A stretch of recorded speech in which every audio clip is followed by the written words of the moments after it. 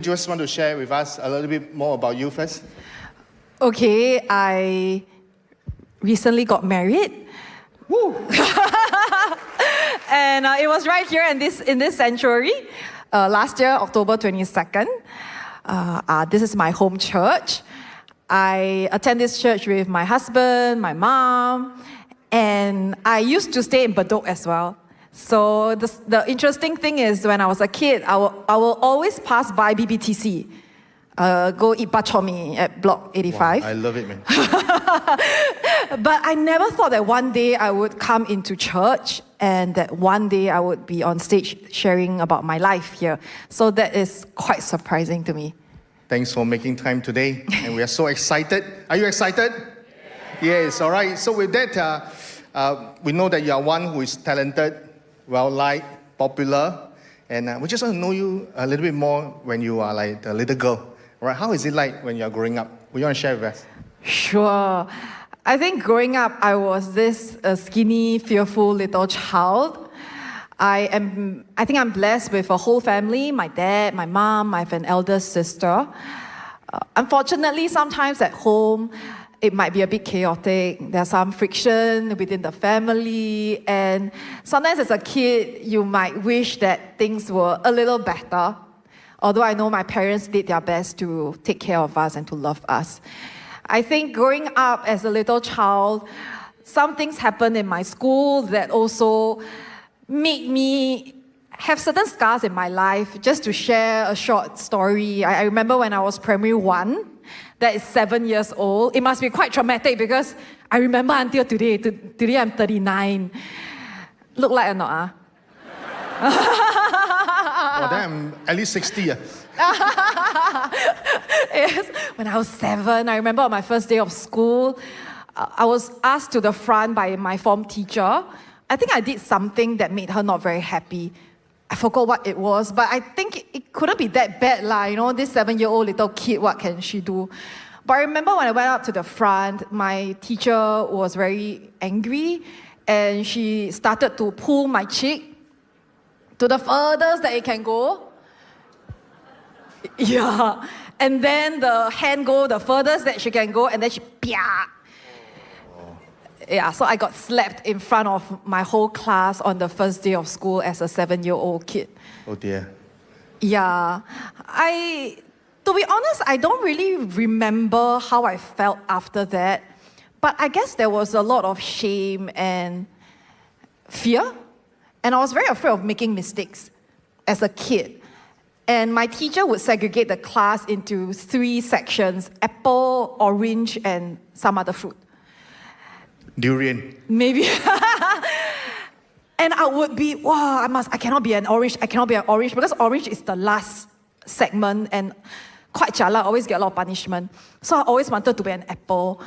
And I think that might have started this fear in me of not being good enough, of being punished if I did something wrong. And that stayed with me for quite a while. Thanks for sharing. Also, just wonder, you talk about school. How is it like, at home, your family? Would you want to share with us? I think my family was quite all right. My dad, looking back, I think my dad was always the anchor of the family. But unfortunately, he passed away when he was 17. When I was 17. Thanks for clarifying. Super underaged. Yeah, when I was 17, my dad passed on due to cancer. And it was unfortunate because looking back, there were some things that I felt guilty about. Oh, this is my dad, me and him.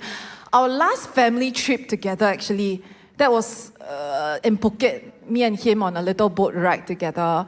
I think I was about, 8 years old. So fast forward, when I was 17, my dad passed on from cancer. I remember we knew the story about October. And what I felt guilty was when my dad was diagnosed with last-stage cancer. I felt actually I was quite ignorant.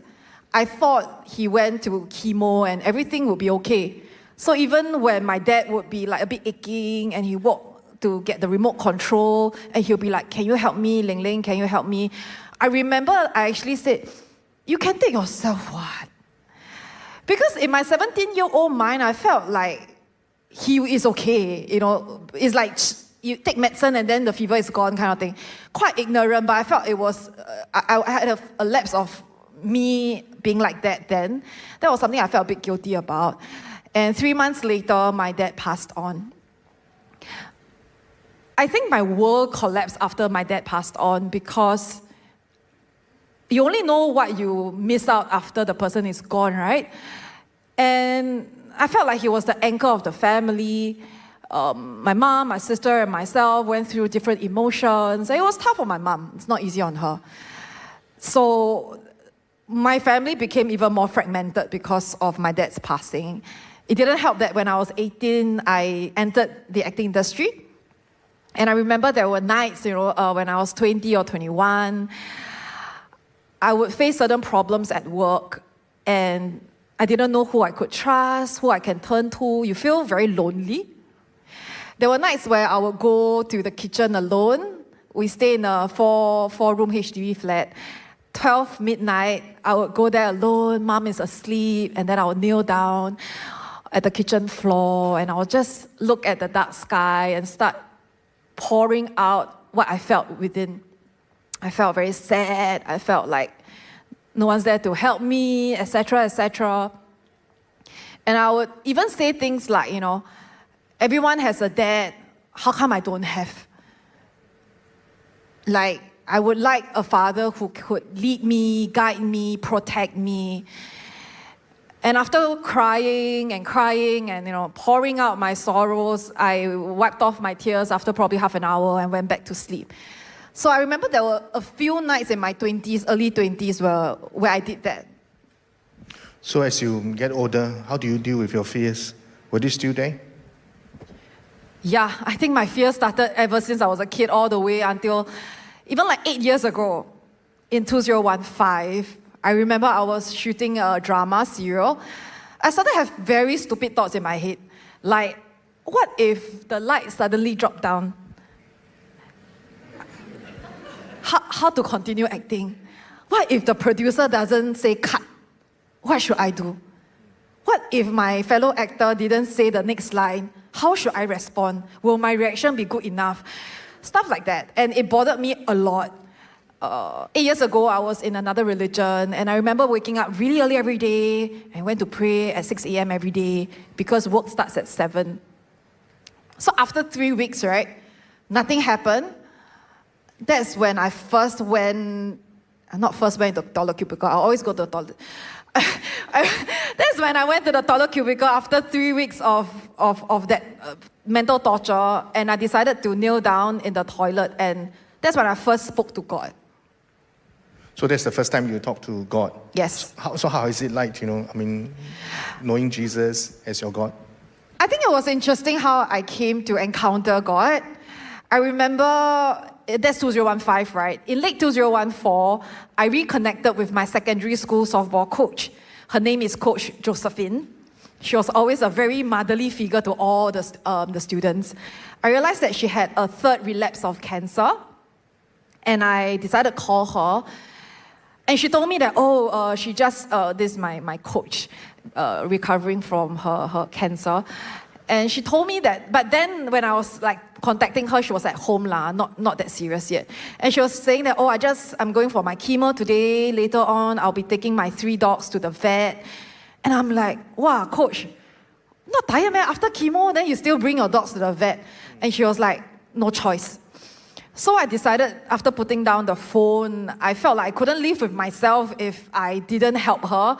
So I pushed away certain work engagement, and I fetched her around. I spent the whole day with her. Oh, that's my coach. Yeah, I spent the whole day with her, and at the end of the day, something struck me that, hey, actually, I could bring my coach to film a travelogue together with me. Because that was the work engagement that I pushed away earlier on, because it was a meeting with the producer to discuss about the travelogue. And my coach agreed, even though she has to speak Chinese. I haven't heard her speak a word of Chinese in my life before that. And we went to Sydney together. We had a very good time. My producer was Christian. The scriptwriter was a Catholic. They started to worship and pray wherever we went, when we could. And that was my first time experiencing worship, something like what you experienced just now on stage, singing songs to God. That was what they did, but in a more private area, right? And I felt I really liked it. So I think it sowed a seed then. So fast forward half a year later, in the toilet cubicle, out of my desperation, and I suddenly remembered that someone told me God is real. I think it must be my coach. I knelt down, told God that there was a lot of things that's bothering me in my head. Please help me get it out of my head. Then I went out of the toilet, I washed my hands, I went to the studio at 8 a.m. Once I stepped into the studio, I felt like all my thoughts disappeared. Became very, very, very clear. Like even clearer than now, HD clear. And I started to wonder, how come these thoughts bothering me for 3 weeks, suddenly it's all gone. So I was like very intrigued. So the very first person I called, guess who I called? The coach. Yes, you guys are right. My coach kept inviting me to church, but I always reject her politely. So I called her and said, Coach, can you bring me to church the next day? And she did. The next day, it was a weekday afternoon. It was a rented space, but once I stepped into that space, I felt all my fears disappear.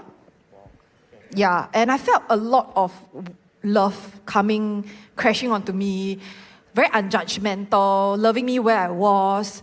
And I just felt like, oh, what was that? I never felt that before. Not even in relationships. So I was like, wow, what is that? And then my pastor explained to me that, this is what God says in His Word, perfect love casts out all fears. And that was the very first time that I felt I encountered the love of God. So do you believe in Jesus after that? When do you believe in Jesus?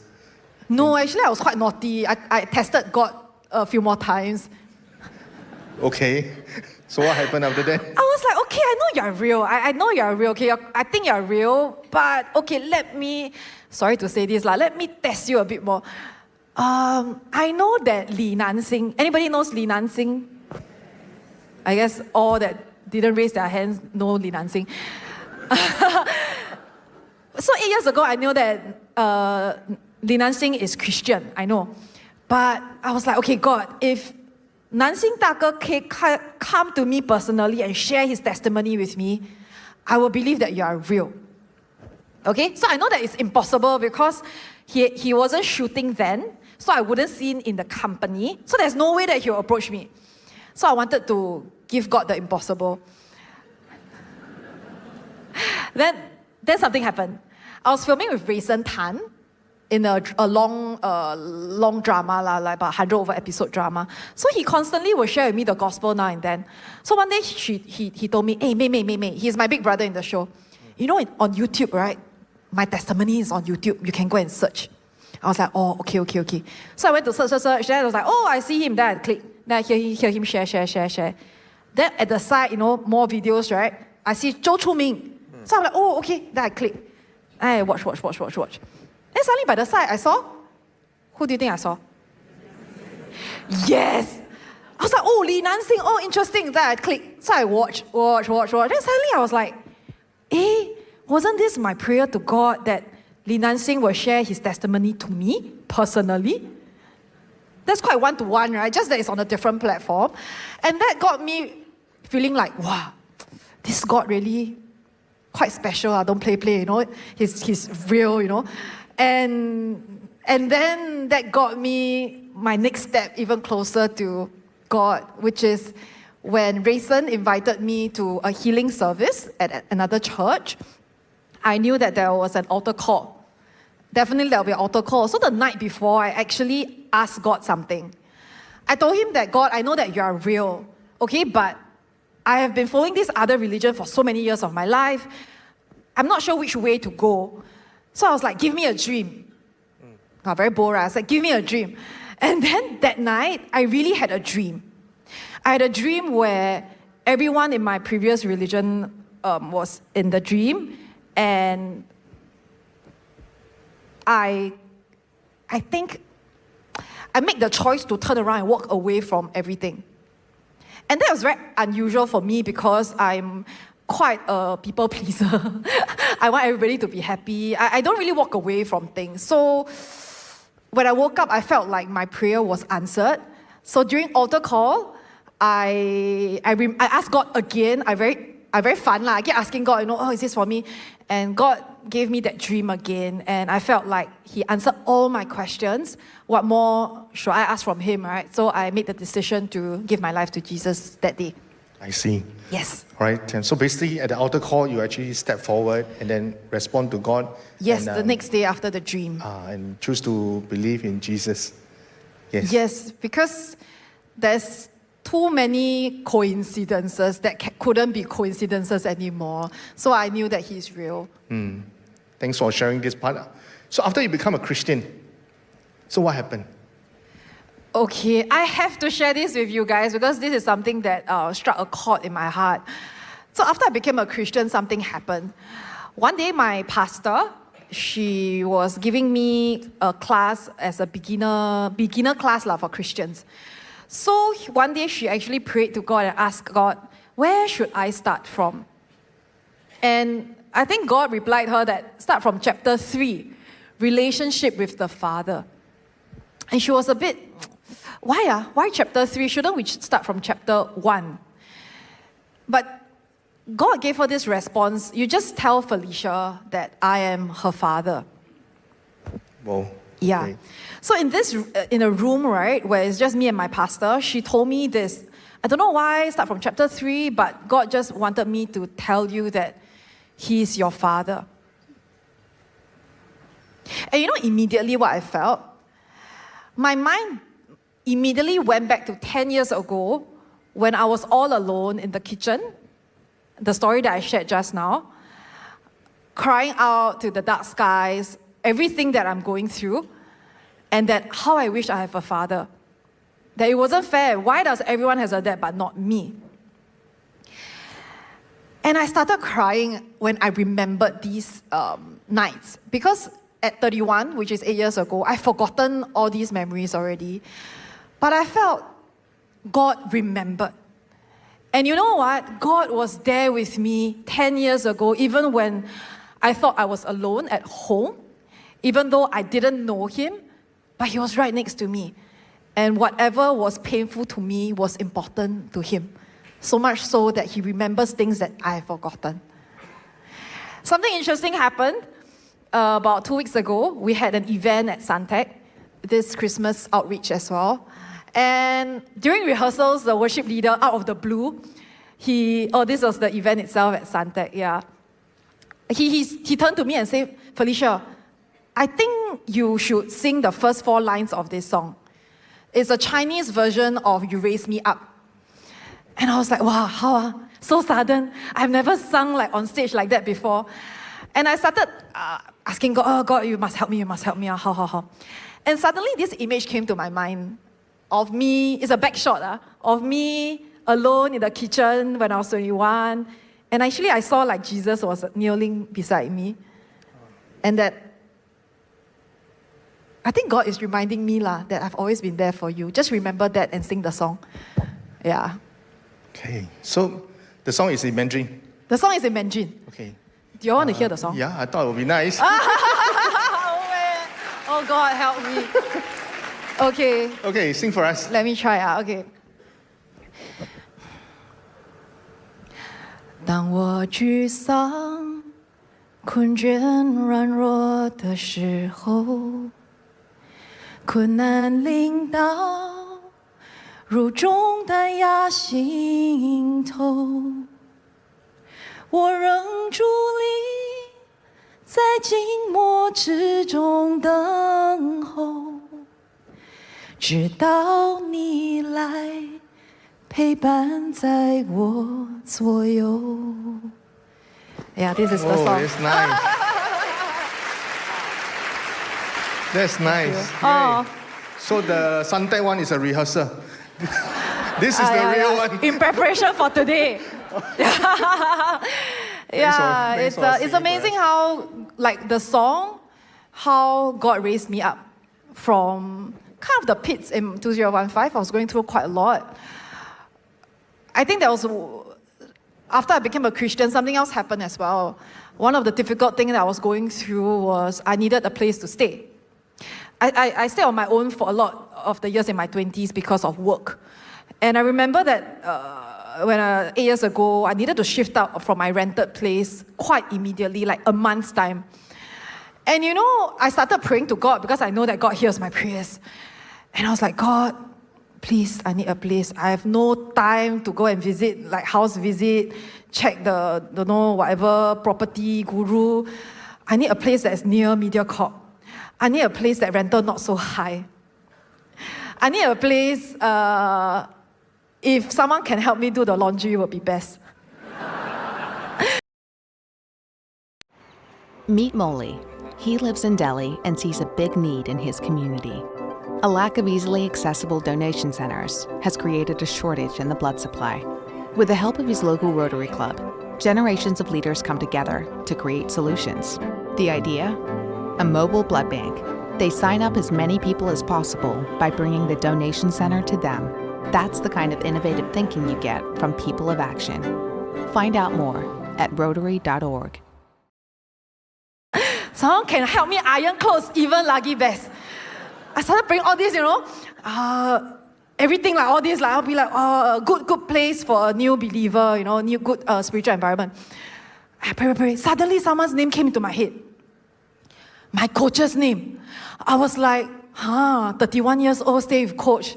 A bit 下水, right? Like, very paiseh. I'm like, but because my coach stays really near MediaCorp, and I was like, okay lah. By faith, I texted her. And you know what? She replied me. She was like, you know what? My tenant is shifting from the bigger room to the smaller room. The bigger room is for rental. If you want, you can come down and have a look. Wow, okay. I was like, wow, what are the odds? And the bigger room is a room that we have never seen before. Because whenever we visit her, it's always locked. So I was like, okay lah, I'll go down and have a look. Oh, one of my prayer points is big enough to put my clothes. That's one of my prayer points. And heels. Anyway, I went down. Then you will understand. I went down, she opened the door. I was like, wow, it's not one room leh. It's one room leading to another room. There are two rooms. There's one room that's wardrobe. Inside it's a bedroom. I was like, wow, very big eh. And I was like, my coach was like, yeah, you can have this room. And then she only charged me, okay, now I can say. She only charged me like $700-800. She stays at Holland Village. I was like, wow, so cheap, coach, cannot like that. She said, never mind. And the thing is, because she was recovering from cancer, so she had someone come in to take care of her night and day. She helps her wash her clothes, iron her. Sounds familiar, right? And then my coach was like, you know what, you just give $50 can already. We'll help you wash the clothes, iron the clothes. Even pillowcase also iron one, My coach quite hardcore. And I was like, wow, $50 only? I wanted to cry. I was like, wow, all my prayers answered. And every day I wake up, there'll be 1 liter of fruit juice on the table, Coleman, the water bottle, passion fruit, orange, and something else. And night before I sleep, there'll be 1 liter of vegetable juice. Because my coach drinks this, so that's my coach right in the middle. My mom, the producer is the lady next to me, and then the producer's relative is the other lady. So yeah, I was like, wow. Now that I think back, I can't believe it happened in my life. I felt like God really provided everything that I really needed in my desperation and more. I think God also provided me a stable environment to grow. Sometimes it's a bit lacking growing up. And through my coach, God used my coach to love me as well, unconditionally. And unfortunately, she passed on 2 years later. But I felt like those 2 years were really years that I was showered with a lot of love. And God was so real. Yeah. Even like as a spiritual environment, which was one of my prayer pointers, my coach loves music. 24/7 worship song all the way. Yeah, she's a Sound like some hotels. Yeah, so I was like, it's unbelievable how God truly provides as a father figure, and he was always there with me. That's really nice, And happy for you that you met the Lord and God has in a sense, transformed your lives. Yes. So we are thankful. And finally, I'm just thinking that, you are famous, you are well-liked, and why are you sharing all this with us? I mean, usually we share good things, correct? Especially with people that we don't really know. But why are you sharing your fears, your pain, your loss with us? Why? Well, someone shared with me recently, and I think it was so true, that only God can turn our pain and our losses, our sufferings, maybe put some balm onto it and turn it into something really beautiful, and how it can also reach out to others as well. I feel like I have to thank God, all glory to God, that even with my mom, I think she's been through a lot in her life. It's hard to lose a husband when such a young age, right? And I think God also helped me and my mom learn to love one another better. And I think this has been something that I've been yearning for ever since I was in my 20s. But I could do nothing. I tried my best to do everything, but how we can't force joy onto someone. We can't force things to happen between two persons. But, something happened. My mom received Christ 1 year after me, which I'm super thankful. And I think God started to teach us more about each other and also how to love. A few years ago, I remember there was one night I received a message from my mom, and she texted me a picture of a flower, a pink flower. Unfortunately, cannot share with you guys. It's in my previous phone, then disappeared already, the photo. But when I received the message, she said, "Oh, Ling Ling, Mommy realized that you have been looking at photos of flowers recently, and I thought you might like this." Wow, I tell you, I received the message. I started tearing. Because I feel like maybe as a kid, I've always wanted such, maybe you crave such attention from your parents, but out of circumstances, maybe that wasn't really possible. So when I received it, I was like, wow, God, you teach my mom how to love me. Then, the tears is just uncontrollable. And in turn, I think we are healing as a family, which I'm super thankful. And back to your question, Pastor Koh Guan, I think I'm quite an introvert. So for me to sit here and then share with you, naturally, I'm actually quite nervous. But I think God has done so many good things in my life that I must sit here and share with all of you that you don't have to be in pain. You don't have to think that things are hopeless in life. No, God can make a way. And a picture of how that looks like is actually this thing that I don't know whether you have been staring at it for the longest time. I brought it up. So recently, this is not how it looked like previously. It actually looks a bit like there's this picture. It was broken. It was broken into 3 pieces. It's actually a Japanese art form called kintsugi. And they use gold lacquer to piece everything together. And this actually looks more beautiful and is stronger than before. And it's more unique and special. I just want to share with all of you that this was how I felt about my life, broken into pieces. I felt it was worthless. But God used His love to piece it all back together again, just like this ceramic. And do you agree that it looks better than without the gold lacquer?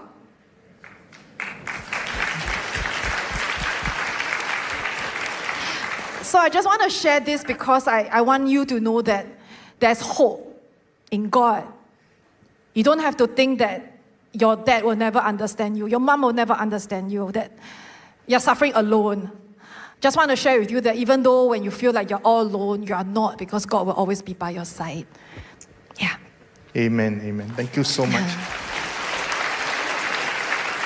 I just want to affirm you to say that it's very brave of you to share with us all this. Yeah. Because, we know you through the TV series, but thanks again for sharing with us. Yeah. Most welcome. Thank you. I know that there are many who are watching online, especially some speak in Mandarin. So we're going to change the channel a bit from channel 5 to 8. All right. Will you want to say something to your fans, your friends, online, sure. or even here, who speak sure. Mandarin? Thanks. Hello， 大家好，你们还好吗？我很开心今天有机会在台上跟你分享我的故事。它不完美，它有些丑陋，我也不完美，但是我想勇敢的和大家分享说，有时候我们会觉得我们的生命有很多破碎，我们自己也没有办法把它拼凑起来，有时候你甚至会割到自己。但是我想跟你分享的是，神非常的爱你。有时候你觉得你很孤独，但其实你一点都不是孤单的，因为只要你愿意，神就在你身边。即使你不认识他，我觉得今天你会听到这个讯息，是神把你拉进来，让你知道你不是一个人的。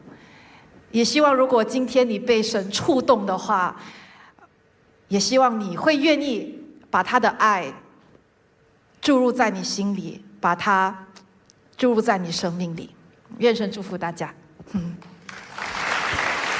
也希望你会记得看我现在8频道的戏。